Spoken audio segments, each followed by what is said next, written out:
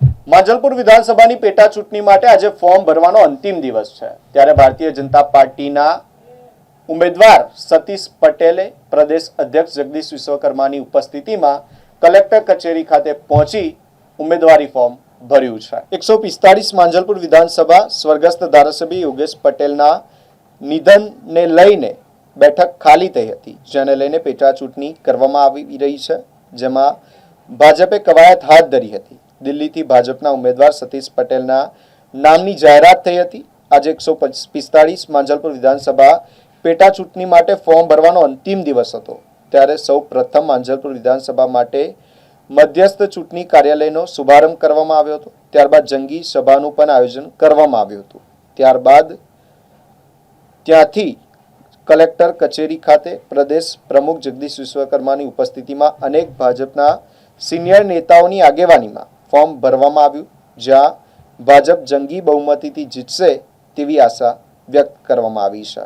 40 માંજલપુર વિધાનસભાની પેટા ચૂંટણી માટે ભારતીય જનતા પાર્ટીના ઉમેદવાર શ્રી સતીશભાઈ ગોવિંદભાઈ પટેલ એમનું નામાંકન ફોર્મ ભરવામાં આવ્યું છે, જેમાં અમારા પ્રદેશ અધ્યક્ષ શ્રી જગદીશભાઈ વિશ્વકર્મા સાહેબ, ગુજરાત સરકારના કેબિનેટ મંત્રી શ્રી રમણભાઈ સોલંકી સાહેબ, પૂર્વ શહેર અધ્યક્ષ સુરત શહેરના શ્રી નીતિનભાઈ ભજીયાવાલાજી, સાંસદ શ્રી ડૉક્ટર હેમાંગભાઈ, મેયર શ્રીમતી ગીતાબેન, પૂર્વ ધારાસભ્ય, પૂર્વ કેબિનેટ મિનિસ્ટર રહ્યા જેવા શ્રી જીતુભાઈ સુખડિયાજી, બધા સાથે મળીને આજે એમનું નામાંકન ફોર્મ સબમિટ કર્યું છે।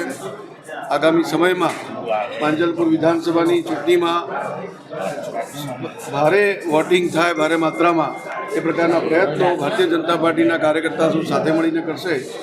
અને જેવી રીતે સ્વર્ગસ્થ યોગેશ કાકાએ છેલ્લા 8 વખતથી આ સીટ પર જીતતા હોતા હતા, માંજલપુર વિધાનસભા બન્યા પછી પણ સતત સારા એવા માર્જિનથી જીતતા આવતા હતા। એ જ પ્રમાણે ભારતીય જનતા પાર્ટી મહેનત કરીને સારા માર્જિનથી આ સીટ જીતાય, એ જ અમને સાચી શ્રદ્ધાંજલિ છે।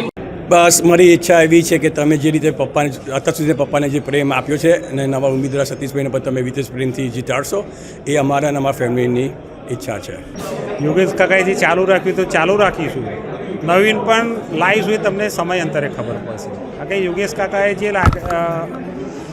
આપણા વડોદરા શહેરને જે શિવજી કી સવારીની પ્રજાજનોને એક ઉમકડાભેર યાત્રાના સ્વરૂપે બધાને ભોલેનાથનો પ્રસાદ ચખાડે છે, એ આજીવન સુધી રહેવાનું છે અને એમના જે ચીધેલા કામો છે એ અમે પૂર્ણ કરીશું। સૌથી મોટી વાત એ આવે છે કે સામે જે દિગ્ગજ ઉમેદવાર છે એ પણ દિગ્ગજ ઉમેદવાર છે, એટલે કાંટેકી ટક્કર માનો છો આપ? અમે સામે ઉમેદવારની કંઈ વાત કરવા માગતા રહી, અમે તો અમારા ભારતીય જનતા પાર્ટીના કાર્યકરો પર સંપૂર્ણ વિશ્વાસ છે અને આ સીટ હર હંમેશા ભારતીય જનતા પાર્ટીની જ છે અને આગળ રહેવાની છે। અને અમારા પ્રજાજનો પણ મનમાં નક્કી કરીને બેઠા છે કે સૌથી વધારે મતદાન થાય તો જ આપણે સ્વર્ગીય યોગેશભાઈ પટેલને શ્રદ્ધાંજલિ અર્પણ કરી શકીશું। Thank you.